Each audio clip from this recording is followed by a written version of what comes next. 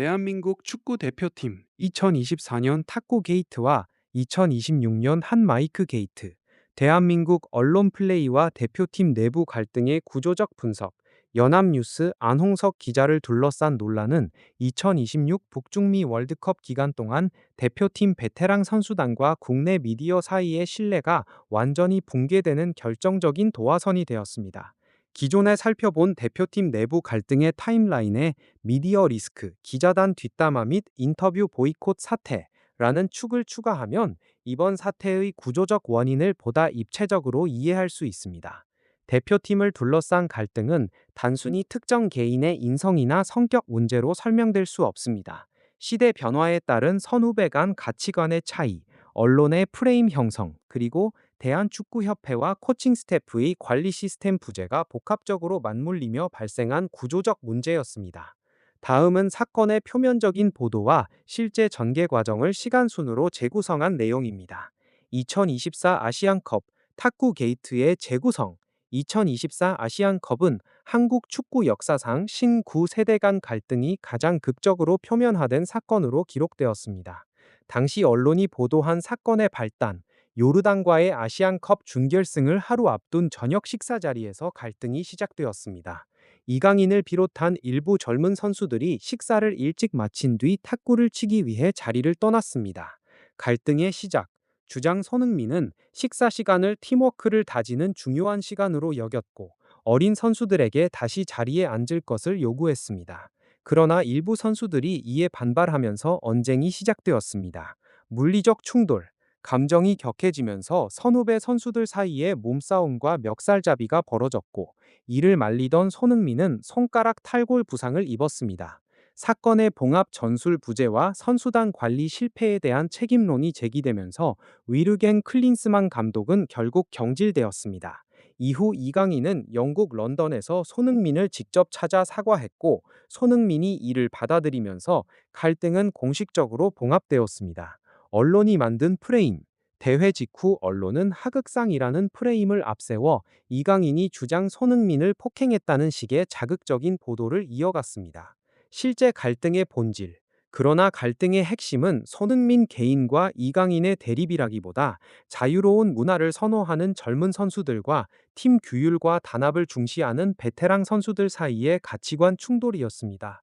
일부 고참 선수들이 이강인의 출전을 반대하는 의견을 제기했고, 손흥민은 이를 중재하는 과정에서 신체적 충돌에 휘말렸습니다. 그러나 언론은 이러한 복합적인 구조를 단순한 손흥민 대 이강인의 대결 구도로 축소해 보도했습니다. 결국 축구협회는 팀 관리 실패의 책임을 감독에게 돌리는 방식으로 사태를 봉합했고, 클린스만 감독은 경질되었습니다. 2026년 한 마이크 게이트, 미디어 갈등의 시작, 연합뉴스 안홍석 기자 논란. 2026 북중미 월드컵 조별리그가 시작되기 직전인 6월 초, 대표팀 훈련장에서 취재진의 대화가 그대로 송출되는 이른바 한마이크 사건이 발생했습니다. 조롱과 비하 발언. 현장 취재 중이던 연합뉴스 안홍석 기자를 비롯한 일부 기자들이 주장 손흥민과 대표팀 선수들을 향해 군대도 안 갔다 온 새끼들이라는 등 수위 높은 비하성 발언을 하는 장면이 JTBC 유튜브 생중계를 통해 그대로 공개되었습니다. 악의적 흔들기 논란. 팬들은 과거 안홍석 기자가 공식 기자회견에서 손흥민에게 소속팀 LAFC에서 경기력이 좋아지지 않는다면 월드컵에서도 선발로 기용하기 어렵지 않겠느냐는 취지의 질문을 던졌던 사례까지 재조명하며 강하게 반발했습니다. 이 사건은 대표팀과 국내 언론 사이의 신뢰를 사실상 무너뜨린 결정적인 계기가 되었습니다. 수정된 대표팀 갈등 타임라인. 1. 기자단 뒷담화 폭로. 훈련장 한 마이크 사건을 통해 일부 스포츠 기자들의 대표팀을 향한 적대적인 시각과 선민의식이 국민들에게 그대로 공개되었습니다. 2. 베테랑 선수들의 국내 언론 보이콧.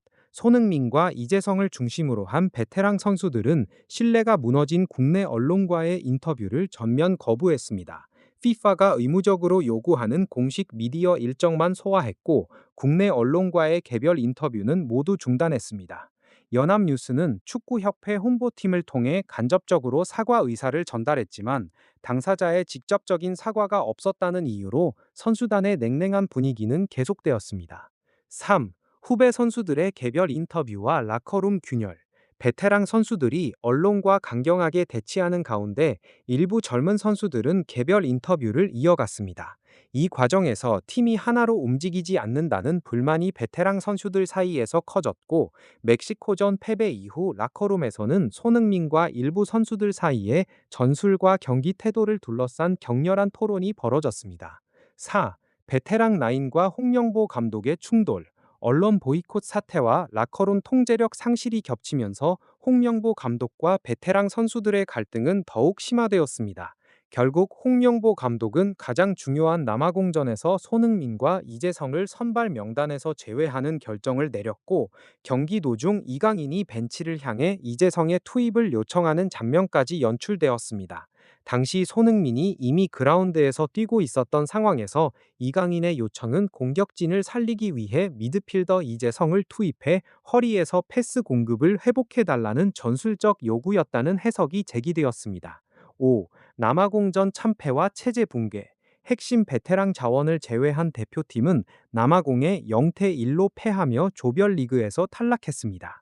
이후 홍명보 감독은 자진 사퇴하고 미국으로 출국했으며, 축구협회의 운영 방식과 대표팀 관리 시스템에 대한 비판 여론이 급격히 확산되었습니다. 구조적 결론. 축구계와 미디어의 공생 구조. 이번 사태는 단순한 경기력 부진이나 선수단 내부 갈등만으로 설명하기 어려운 사건이었습니다. 축구협회의 행정적 혼선, 코칭 스태프의 리더십 부재, 세대 간 가치관 충돌, 그리고 일부 스포츠 미디어와의 긴장 관계가 복합적으로 맞물리면서 갈등은 걷잡을 수 없이 확대되었습니다.